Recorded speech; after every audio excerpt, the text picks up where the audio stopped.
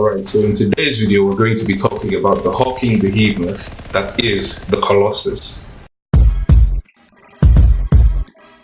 Hey folks, it's me Samson here at Outspoken Gaming, and if you're a fan of getting right into the heat of battle and dealing devastating punishment to your enemies, then join me in today's discussion as we take a look at the Colossus, talking about its weapons, gear, ultimates, as well as a few tips and tricks that I learned while playing it. Alright, so as a basic overview, the Colossus is the tank of all 4 Javelin classes, meaning it's heavier and slower, but it hits the hardest and has the most base health. It focuses more on dealing heavy damage to multiple targets, but don't be deceived, because even a single target can receive heaps of damage and heaps of punishment from this guy. I mean, even the Anthem website came up with this description saying, if you think subtlety is overrated and want enough artillery to take out a small army, then unleash the pure devastation of this hulking war machine. Translation: boom, boom, and more boom.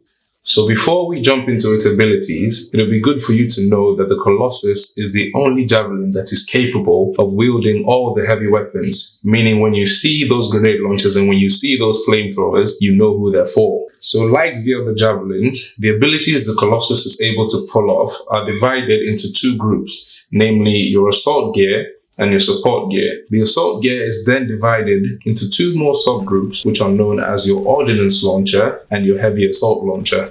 The first of the ordnance launchers is the high explosive mortar, which is simply an explosive projectile that deals heavy damage to a small area upon impact. Second is the burst mortar, which is a variation of the high explosive mortar, where you launch a series of mini explosives onto a wider area to deal damage. Now this mortar is great for dealing damage to a group of enemies, but is really terrible when you're trying to deal damage to a single target, except they're really big, so keep that in mind when you're equipping this and going out for your battles. So the third ordnance launcher on this list is the firewall mortar, which when launched not only deals explosive damage, but also, as the name implies, sets up a wall of fire, which means that enemies that are dumb enough to get caught in it get the fire status, which automatically means more combos for your teammates. Now in the demo I had a lot of fun with this, because whenever I was fighting the Swarm Tyrant and he would spawn his minions, I would basically set this up at the spawn point and just rack in tons and tons of damage. So yeah, I would highly suggest you give this a try.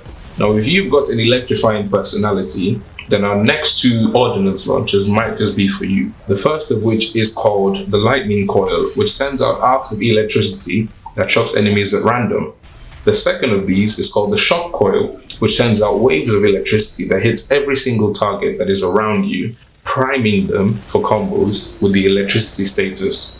Now that does it for our ordnance launchers, so before we move on to our heavy assault launchers, I'd just like to remind you at this point to subscribe if you haven't, and hit that notification bell if you want to see more of my content like this on this channel. Anyways, onto the juice with the first heavy assault launcher called the Siege Artillery. Now with this one, just think about the high explosive mortar, but cranked all the way up to 11, and you have the Siege Artillery. Also, talk about a cool name, right?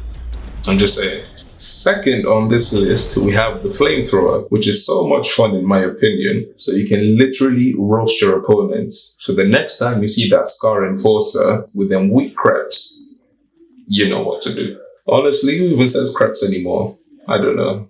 Just me, I guess. Anyways, at number 3, we have the flak cannon, and this is described as a short-range scattershot blast, which to me rings as something similar to a shotgun, but we're gonna have to see when the full game comes out. Number 4 is called the railgun, which is a high-velocity projectile that deals heaps of damage upon impact. And last of the heavies is the venom spitter, where you're able to fire blasts of acid at your enemies continually in order to prime them for combos.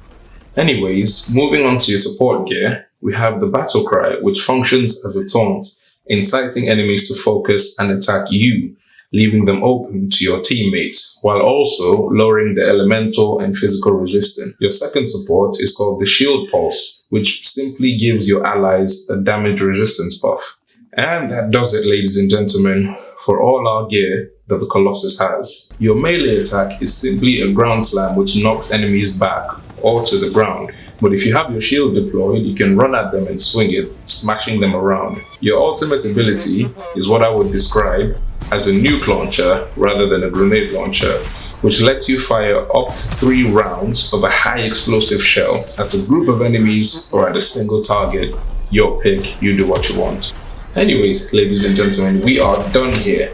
So I hope I managed to shed a bit of light on the Colossus. If you have any questions, be sure to leave them down in the comments because I will be answering. And as always, it's been me, Samson, here at Outspoken Gaming, and I hope you've enjoyed the video. I will see you in the next one. Goodbye.